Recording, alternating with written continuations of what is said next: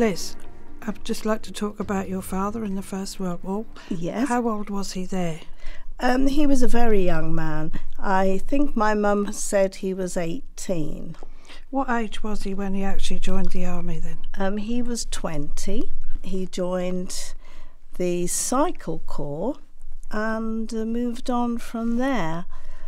I guess it was probably they changed to cycles because, it was cheaper than feeding horses. Well, that's right. And easier probably to get on and ride them too, wasn't it? Whereabouts did he serve in the First World War? Well, the details I have is he was in Salonika. Then when he came home, what did he do?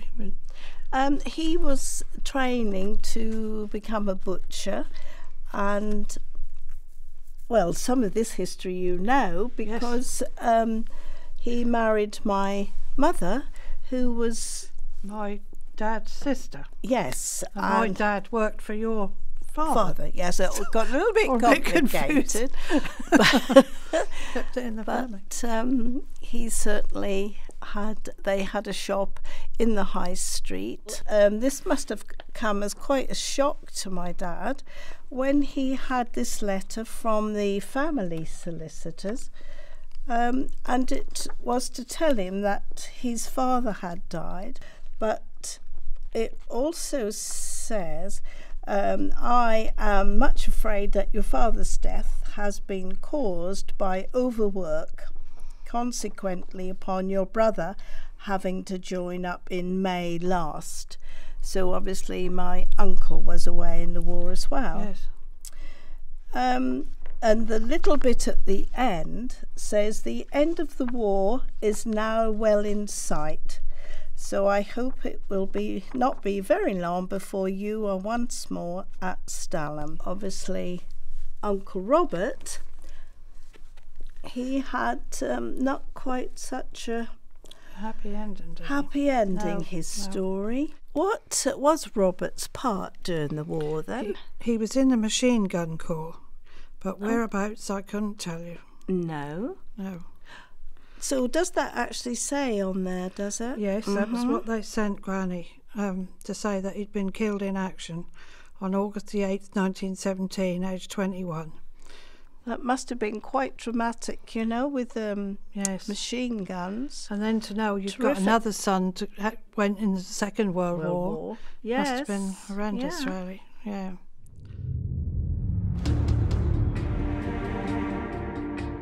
Both my maternal and paternal grandfathers were in the Great War. My father's father was sent to France after doing his initial training. He and the rest of his company were sent to the front line and lived in the trenches. I recall him telling me that the rats ran over them when they were trying to sleep, and that he and the rest of the men were crawling with lice. However, he was fortunate in that he didn't get injured. My mother's father was not so fortunate. He was at Ypres. He was caught up in some really heavy fighting. Up until then, tanks hadn't been used very much, but the men were happy to see them arrive, hoping they would provide some shelter as they pushed forward toward the German lines. However, those in command had other ideas. They thought the men should walk in front and the tanks follow on behind. They started off early on a Tuesday morning, and almost immediately my grandfather was shot. The bullet went right through him, but he was still alive and managed to crawl to a shell hole for protection. There was another soldier there who hadn't made it, so he had no one to help him and no other company, only this poor dead soldier. He lay there, unable to move, all the rest of that day.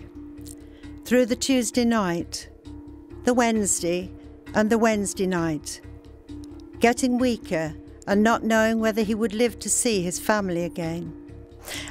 On the Thursday morning, he heard foreign voices coming closer, and not being able to tell their nationality, thought they might be German soldiers coming to shoot the wounded. However, it turned out they were French, searching for survivors. They took him to hospital in France, where they discovered the full extent of his wounds. They told him the bullet had gone right through and that the wound was just beginning to turn gangrenous. He was lucky that the bullet had missed his heart and major organs by a very small margin. He was returned home to England to convalesce, but as soon as he was well enough, he was sent to North Africa, where he stayed until the end of the war. Can you tell me about life in the trenches? I can tell you about this gentleman. I knew him in the village Ludham where I lived, and he was a big gentleman, and he used to do a lot of coal carting and all that sort of thing. And then one day he said to me, we were sitting on a bench in Ludham, and he said to me, I was in the trenches in the First World War, and there he started, and he told me that he stood for up to 6 weeks in water and slush and mud up to his waist in the trenches, even had his meals off the mud of the trenches, and sometimes he'd walk out to get relief from and back again. But after 6 weeks, he turned round and they turned round and take him away, wash him down, let him have a rest for 4 days, and then put him back in the trenches again. So how did damp and mustard gas affect his health? Well, that affected his legs more than his health. He's reasonably well in his health, but his legs looked like tree trunks with bark on. And he used to show me them 2 times, and how he managed to walk on them, I still don't understand this day. But the old boy, he lived till he was 65 or more, and he retired, and I can't tell you exactly what time he died, but he left a family, and some of the family still living today. My grandfather was Thomas Henry Smith. He was born in 1888 and died when he was 93. He spent most of his life in Norwich, but of course he was 26 when the First World War started. He spent some time in the trenches, but he really wasn't very happy with that. He didn't feel that was conducive to a long and happy life. So he volunteered to do other things. And the thing that he was volunteered for was what I would call a rummage squad. So that means he could sleep all day when other people were fighting, but at the night time, he and 2 friends would have to crawl out into no man's land and see what they could find. And he would find ammunition, weapons, people, uniforms, food, fruit, and sometimes prisoners. The dangerous part was, of course, that the enemy were doing the same thing. And so you would get little skirmishes in the middle as well. But that's what he did, and he survived the war by doing that. Some of the local officers said that was a bit dangerous and they were not to do it. And so some regiments didn't do it at all. And so they were, when the hierarchy realised that they weren't doing what they were asked to do, they said, every night when you go out, you must bring back a piece of German barbed wire, because the German barbed wire emplacements were different material to ours.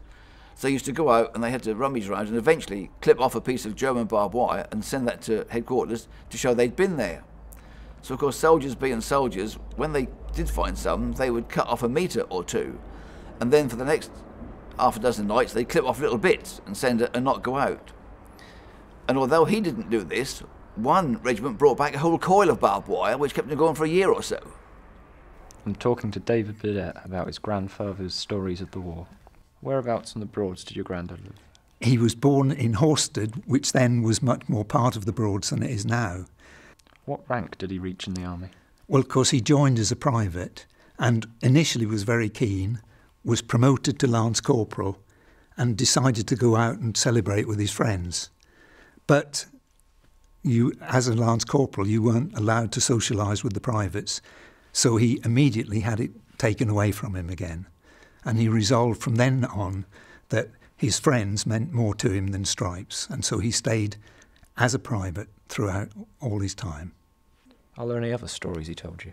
Yes, the one that made the big impression was that on one occasion they needed a new Lance Corporal for the platoon, and it had to be either him or somebody else. They both had strong views that they didn't want to be it. So the sergeant, being a wise old man, said, well, what we'll do, we're going over the top tomorrow morning.